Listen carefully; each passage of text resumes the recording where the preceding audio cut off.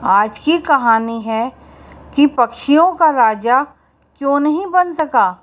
एक समय की बात है, जंगल के सारे पक्षी एक जगह इकट्ठा होते हैं।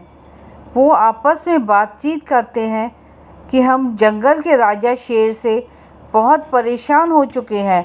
पक्षी मोर के पास जाते हैं और मोर को कहते हैं कि आप हमें कोई रास्ता दिखाइए। आप हम सब में समझदार हैं, आप ही हमें कोई रास्ता दिखाइए। मोर बोला, ठीक है, हम लोग कोई रास्ता निकालते हैं। मोर बोला कि हाँ, हम लोग जानते हैं, हम सबको पता है कि हमारे राजा के होते हुए भी हम सबकी हालत खराब है।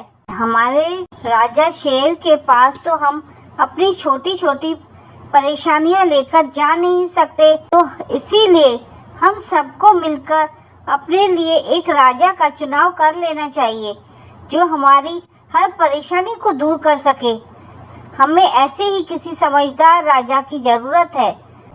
तोता बोला कि हमें अपने लिए एक राजा का चुनाव करना चाहिए। हम सब में जो समझदार हो उसे ही राजा बनाना होगा। तोता बोला, हमें एक ऐसा राजा चाहिए जो बहुत समझदार हो, जो हम सबकी तकलीफ को दूर कर सके और दूसरे राजाओं के साथ बैठकर हमारी परेशानी को भी बता सके। मोर बोला कि हाँ, तोते भाई ने सही बोला।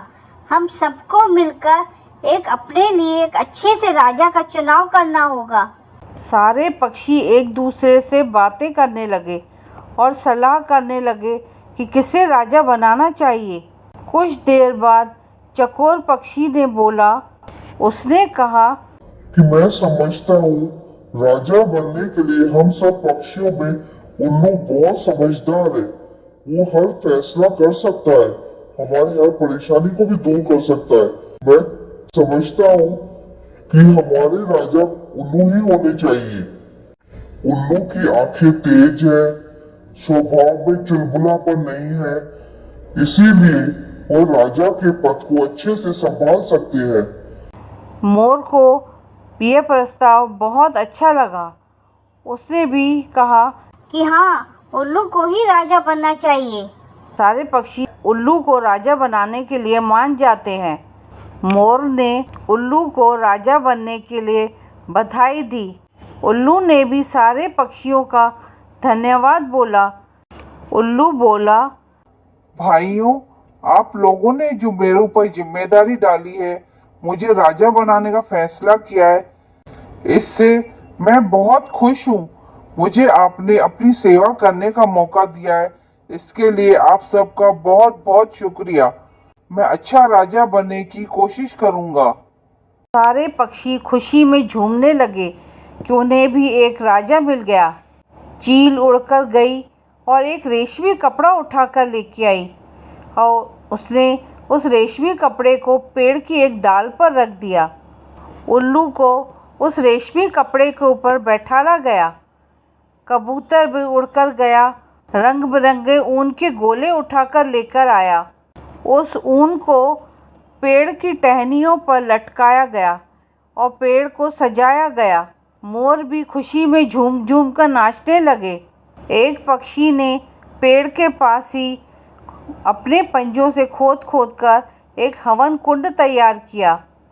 कुछ पक्षियों ने फूल जमा किए। फूल ला लाकर हवन कुंड में जमा करना शुरू किए।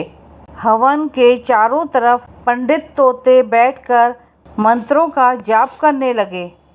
कुछ पक्षियों ने मिलकर उल्लू के लिए एक सोने का मुकुट बना लिया। हंस ने कुछ मोती लाकर उस मुकुट में सजा दिए। जब सारी तैयारी हो गई, तब दो पंडित तोते उल्लू के पास जाते हैं और उल्लू को कहते हैं कि चलिए, आप चलिए, पहले हम मंदिर में दर्शन करके आते हैं। मंदिर से वापस आकर आपका यहाँ राज्याभिषेक किया जाएगा, आपको राजा बनाया जाएगा। उल्लू बोला, ठीक है। वो पंडित तोतों के साथ उड़कर मंदिर में दर्शन के लिए चला जाता है। उनके जाने के कुछ देर बाद वहाँ पर एक कौवा आता है। कौवा वहाँ पे की गई तैयारियाँ देखकर हैरान हो जाता है और चौंक कर पूछता है, अरे भाई, यहाँ क्या हो रहा है? किस चीज़ की इतनी सारी तैयारियाँ की गई हैं? पक्षियों ने बताया कि यहाँ पर आज उल्लू का राज्याभिषेक होने वाला है। उल्लू हम सब पक्षियों के राजा बनने वाले हैं। ये सुनकर कौवा ज़ोर ज़ोर से चिल्लाने लगता है। कौवा बोला, जब आप सब ने सलाह की तब मुझे क्यों नहीं बुलाया गया? मैं क्या पक्षी नहीं हूँ? मोर बोला, ये तो हम सबके राजा हैं। हम सब जंगल में रहते हैं। हम सबका फैसला है। तुम तो शहर में रहते हो। तुम्हारा हम सबसे क्या वास्ता है? कौवा उल्लू के राजा बनने की बात सुनकर जल भुन जाता है और अपना सिर पीटने लगता है और काँव काँव करने लगता है। कौवा सारे पक्षियों का दिमाग घुमाने में लग गया कि अरे, तुम सबको क्या हो गया है? तुम किसे राजा बना रहे हो? उल्लू तो सारा दिन सोता है और रात को जागता है। तुम अपनी परेशानियां लेकर किसके पास जाओगे? कौवे की बातों का पक्षियों पर असर हुआ। वो आपस में एक दूसरे से बातें करने लगे। पक्षियों ने सोचा कि शायद हमारा फैसला गलत है। हमने बहुत जल्दबाजी में फैसला कर लिया था। ये सोचकर सारे पक्षी वहाँ से धीरे धीरे कर जाने लगे। थोड़ी देर बाद उल्लू और पंडित तोते वापस आते हैं। उन्होंने देखा कि सारे पक्षी वहाँ से चले गए हैं। उल्लू ने हैरानी से पूछा, सब लोग कहाँ गए? एक पक्षी ने बताया कि यहाँ अभी कुछ देर पहले एक कौवा आया था। उसने सारे पक्षियों को आपके खिलाफ उल्टी पट्टी पढ़ाई। सारे पक्षी उस कौवे की बातों में आ गए और यहाँ से चले गए। उल्लू के राजा बनने का सपना टूट जाता है। वो बहुत दुखी होता है। तब से उल्लू कौवों का दुश्मन बन गया है।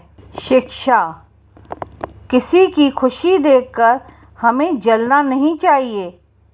दूसरों की खुशी में भंग डालने से आपको भी कभी खुशी नहीं मिल सकती। इसीलिए सबकी खुशी में खुश होना सीखें। Thank you. धन्यवाद। Thank you for watching.